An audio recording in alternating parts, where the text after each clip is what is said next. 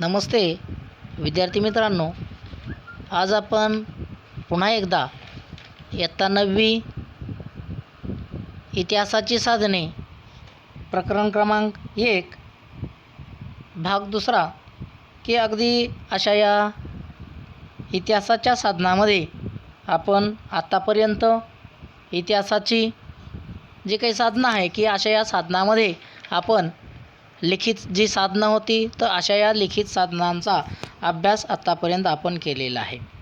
आज आपल्याला या ठिकाणी की इतिहासाची जी भौतिक साधनं आहेत की अशा या भौतिक साधनांचा जो विचार आहे तो विचार आपल्याला या ठिकाणी करायचा आहे। आणि त्यामुळं की अगदी आपण आत्तापर्यंत पाहिलं आहे की अगदी इतिहासाची ही जी काही साधनं आहे तर ही साधनं आपण पाहिलं की आपल्या पूर्वजांनी वापरलेल्या अनेक प्रकारच्या वस्तू की आजही त्या अस्तित्वात आहेत। त्यांनी विविध प्रकारचे करून ठेवलेले लेख आपल्याला सापडलेले आहेत। अशा या साधनांच्या मदतीनं आपल्याला इतिहास हा कळत असतो।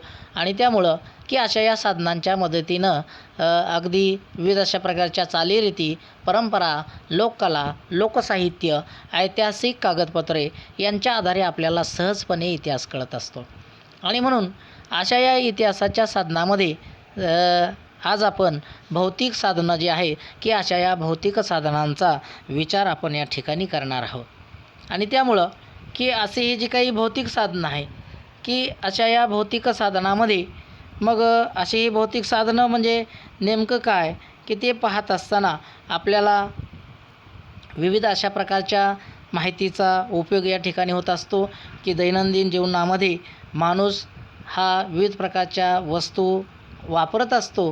पूर्वीच्या माणसाने वापरलेल्या अनेक प्रकारच्या ज्या काही वस्तू आहेत त्या वस्तू आज आपल्याला विविध महत्त्वाची जी माहिती असते की अशी ही माहिती त्या ठिकाणी पुरवत असतात पहा। आणि त्यामुळं की वेगवेगळ्या काळामध्ये माणसाने बांधलेल्या घरांचं असेल, इमारतींचं असेल, जे अवशेष आहे हे अवशेष आपल्याला सापडतात। त्याचप्रमाणे विविध अशा प्रकारच्या नाणी आहेत ते नाणी सापडतात, मुद्रा सापडतात। आणि त्यामुळं असे हे जे काही भौतिक साधनं आहेत की या साधनामध्ये जर आपण पाहिलं तर असे ही विविध अशा प्रकारची साधनं आपल्याला पाहायला मिळतात की जसं प्रार्थनास्थळे असतील, विविध अशा प्रकारच्या दैनंदिन वापरातील वस्तू असतील, अशा अनेक प्रकारच्या ज्या वस्तू आहेत की या वस्तू भौतिक साधनामध्ये येताना आपल्याला आढळतात। आणि त्यामुळं आज आपल्याला भौतिक साधनं त्याचप्रमाणे मौखिक जी साधनं आहेत ती मौखिक साधनं आणि दृकश्राव्य साधनं या साधनांचा विचार आपल्याला या ठिकाणी करायचा आहे। आणि त्यामुळं की आज आपल्याला सुरुवातीला अगदी ही जी भौतिक साधनं आहेत तर ही भौतिक साधनं खाली दिलेले जे काही साधनं आहेत की अशा या साधनांचा भौतिक साधनं म्हणून त्या ठिकाणी वापर होताना आपल्याला आढळतो की अगदी अशा या साधनामध्ये नाणी आहेत, त्यानंतर प्रार्थनास्थळे आहेत, त्यानंतर जर आपण पाहिलं तर दैनंदिन वापरातील वस्तू आहेत, राजमुद्रा आहेत, आधुनिक स्थापत्य आहे, पेहराव आहे, वस्तुसंग्रहालय आहे आणि अलंकार, म्हणजे अशा या विविध अशा प्रकारच्या साधनांचा वापर आपण भौतिक साधनं म्हणून या ठिकाणी करत आलेलो आहोत। आणि त्यामुळं की अगदी अशा या भौतिक साधनामध्ये आपल्याला आज या ठिकाणी विशेषतः नाणी हे जे काही भौतिक साधन आहे की अशा या साधनाचा जो उपयोग आहे तो उपयोग इतिहासासाठी कशा प्रकारे होतो हे आपल्याला या ठिकाणी अभ्यासायचं आहे पहा। की अगदी यामध्ये जर आपण पाहिलं तर नाण्याच्या माध्यमामधून, त्याचप्रमाणे बदलत गेलेल्या विविध अशा प्रकारच्या नोटांच्या छपाईमधून आपल्याला खऱ्या अर्थाने जो इतिहास आहे की हा इतिहास समजतो। मग नोटा छापण्याचं जे काम आहे हे काम रिझर्व्ह बँक ऑफ इंडिया ही करत असताना आपल्याला आढळते। आणि तिचं मुख्यालय जर आपण पाहिलं तर मुंबई या ठिकाणी आहे पहा। की अगदी पहा चित्रामध्ये आपल्याला हे जे काही नाणं आहे ते नाणं आपल्याला दिसत आहे की 1950 पासून ते आजतागायतची जी नाणी आहे ती नाणी त्यामध्ये वापरलेले विविध अशा प्रकारचे धातू, त्यांचे वेगवेगळ्या अशा प्रकारचे जे आकार आहे की अशा या आकारावरून सुद्धा किंवा त्यावरील असणारे जे काही विषय आहे की या विषयावरून आपल्याला त्या काळातील भारतातील महत्त्वाचे अशा प्रकारचे जे काही प्रश्न आहे ते प्रश्न आपल्याला समजले जातात। की जसं आपल्याला या नाण्यामध्ये जर आपण पाहिलं तर अगदी हे रुपयाचं नाणं आपल्याला दिसतंय की अशा या नाण्यावरती अगदी शेती संबंधित अशा प्रकारचा जो काही संदेश आहे तो संदेश किंवा शेतकऱ्याचं महत्त्व सांगणारे अशा प्रकारचं नाणं आपल्याला हे या ठिकाणी आढळून येतं. आणि त्यामुळं अशा या नाण्यामुळं सुद्धा जर आपण पाहिलं तर अगदी आपल्याला त्या काळचा जो काही इतिहास आहे हा इतिहास आपल्याला समजला जातो पहा. आणि त्यामुळं ते अगदी अशी ही नाणी ही आपल्याला खूप महत्त्वाची अशा प्रकारची वाटतात. आणि त्यामुळं अशा या नाण्यांमुळे सुद्धा आपल्याला हा जो काही इतिहास आहे हा इतिहास आपल्याला समजला जातो. त्यानंतर जर आपण पाहिलं तर अगदी या ठिकाणी आपल्याला दुसरं जे काही भौतिक साधन आहे की या साधनामध्ये संग्रहालय या ठिकाणी आपल्याला सांगितलेले आहे की अगदी भारतामध्ये जर आपण पाहिलं तर सर्व प्रकारची जी राज्य आहे की अशा या राज्यामध्ये त्या राज्यांची वैशिष्ट्य सांगणारी वस्तू संग्रहालय आहेत पहा. आणि त्यावरून आपल्याला जो काही इतिहास आहे हा इतिहास त्या ठिकाणी आपल्याला समजण्यास मदत होते. की जसं जर आपण मुंबई या ठिकाणी गेलो तर छत्रपती शिवाजी महाराज वस्तू संग्रहालय त्या ठिकाणी आहे. पुण्यामध्ये जर आपण पाहिलं तर रिझर्व्ह बँकेचं संग्रहालय त्या ठिकाणी आपल्याला पाहायला मिळतं. सरकारी संग्रहालयांखेरीज आपण काही विशिष्ट अशा प्रकारचे संग्राहक असतात की ते स्वतःची काही संग्रहालयेसुद्धा उभारत असतात. आणि मग अशा प्रकारची ही जी संग्रहालय आहे की अशा या संग्रहालयामध्ये अत्यंत वैशिष्ट्यपूर्ण अशा प्रकारचे विविध अशा प्रकारच्या वस्तूंचा ठेवा आपल्याला त्या ठिकाणी पाहायला मिळतो. की जसं नाणी असतील, नोटा असतील किंवा विविध आकारातील दिवे असतील, आडकित्ते असतील, क्रिकेटचं साहित्य असेल किंवा असंख्य अशा प्रकारच्या ज्या गोष्टी आहेत त्या गोष्टी आपल्याला त्या ठिकाणी पाहायला मिळतात पहा. आणि त्यामुळं की अशा या विविध अशा प्रकारच्या संग्रहालयामुळे सुद्धा आपल्याला अतिशय चांगला अशा प्रकारचा जो इतिहास आहे हा इतिहास आपल्याला पाहायला मिळतो. की जर आपण कोल्हापूर या ठिकाणी गेलो तर छत्रपती शाहू महाराज यांचं त्या ठिकाणी संग्रहालय आहे. की अगदी अशा या संग्रहालयामध्ये जर आपण पाहिलं तर अगदी छत्रपती शाहू महाराजांच्या काळातील विविध अशा प्रकारच्या ज्या काही इतिहासकालीन वस्तू आहेत, मग त्याच्यामध्ये तलवार असेल, विविध प्रकारच्या बंदुका असतील, विविध प्रकारच्या ढाली असतील, विविध प्रकारचे असंख्य अशा प्रकारच्या विविध ज्या काही वस्तू आहेत त्या वस्तू आपल्याला त्या काळातील आढळून येतात. आणि त्यामुळं त्या काळामधील या वस्तूंमुळं आपल्याला त्या काळाचा इतिहास हा आपल्याला त्या ठिकाणी माहिती झाल्याशिवाय राहत नाही. यानंतर आपल्याला पुढचं जे इतिहासाचं साधन आहे की ज्याला मौखिक साधन असं म्हटलं जातं की हे मौखिक साधन आपल्याला या ठिकाणी अभ्यासायचं आहे पहा. आणि मग की अशा या मौखिक साधनामध्ये जर आपण पाहिलं तर अशा या साधनामध्ये प्रामुख्याने लोककथा, लोकगीतं, म्हणी, ओव्या यांचा प्रामुख्याने समावेश होतो. आणि मग अशा प्रकारचं हे जे साहित्य आहे हे साहित्य लिहून ठेवलेलं कधीही नसतं. ते पिढ्यानपिढ्या एका पिढीकडून दुसऱ्या पिढीकडे जतन झालेलं असतं. आणि अशा या साहित्याला मौखिक परंपरेने जतन झालेलं साहित्य असंही आपण म्हणू शकतो. की जर आपण पाहिलं तर संयुक्त महाराष्ट्र चळवळीमध्ये लोकशाहीर अण्णाभाऊ साठे असतील, शाहीर अमर शेख असतील की यांच्या पोवाड्यामधून सुद्धा कार्यकर्त्यांना विविध अशा प्रकारचे जे काही प्रेरणा आहे त्या प्रेरणा मिळत गेल्याचं आपल्याला दिसेल पहा. आणि त्यामुळं जर आपण पाहिलं तर असे ही जी काही साधनं आहे की या साधनामुळे सुद्धा आपल्याला एका पिढीकडून दुसऱ्या पिढीकडे मौखिक अशा प्रकारचं हे जे काही माहिती आहे ती माहिती त्या ठिकाणी दिली जाते पहा. की यामध्ये जर आपण पाहिलं तर विविध अशा प्रकारचे स्फूर्तिगीतं आहेत, पोवाडे आहेत की अशा या स्फूर्तिगीतांमुळे स्वातंत्र्य चळवळीच्या काळामध्ये अनेक अशा या स्फूर्तिगीतांची रचना केली गेली. आणि मग की अगदी अशा या स्फूर्तिगीतामधून आपल्याला स्वातंत्र्यपूर्व काळातील परिस्थिती त्या ठिकाणी समजल्या जाते. स्वातंत्र्य आंदोलनामागील प्रेरणा त्या ठिकाणी आपल्याला विशेष करून त्या ठिकाणी प्राप्त होते. आणि म्हणून या साधनांचा खूप चांगला अशा प्रकारचा आपल्याकडे जो काही वापर आहे तो वापर आपल्याला होताना दिसतो.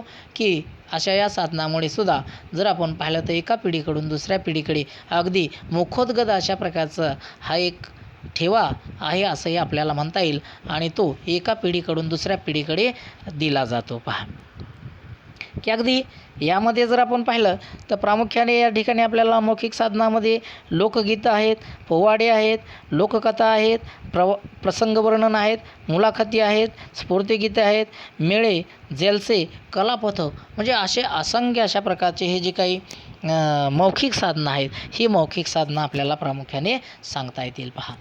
त्यानंतर आपल्याला पुढचं जे काही साधन आहे की इतिहासाच्या साधनामध्ये पुढच्या साधनामध्ये जर आपण पाहिलं तर प्रामुख्याने आपल्याला पहा या ठिकाणी मौखिक साधन त्या ठिकाणी सांगता येईल. स्फूर्तिगीतं दिलेली आहेत की स्वातंत्र्य चळवळीच्या काळामध्ये अशा अनेक स्फूर्तिगीतांची रचना केलेली आहे आणि त्यामध्ये प्रामुख्याने अण्णाभाऊ साठे असतील, शाहीर अमर शेख असतील यांचा प्रामुख्याने आपल्याला विचार करावा लागेल. त्यानंतर पोवाड्यामध्ये जर आपण पाहिलं तर पोवाड्यामधून ऐतिहासिक ज्या काही घटना आहेत ती अशा या घटनांची त्याचप्रमाणे व्यक्तींच्या कार्याविषयी जी माहिती असते ती माहिती प्रामुख्याने आपल्याला मिळते की जसं 1857चा स्वातंत्र्य लढा असेल, विविध क्रांतिकारकांनी केलेले पराक्रम असतील, अगदी लोकांमध्ये एक प्रेरणा किंवा चैतन्य निर्माण करण्याचं जे काम आहे ते काम खऱ्या अर्थाने पोवाड्यांच्या मार्फत हे केलं जातं आणि त्यामुळं मौखिक साधनामध्ये त्याचाही खूप मोठ्या प्रमाणावरती वापर होताना आपल्याला आढळतो पहा.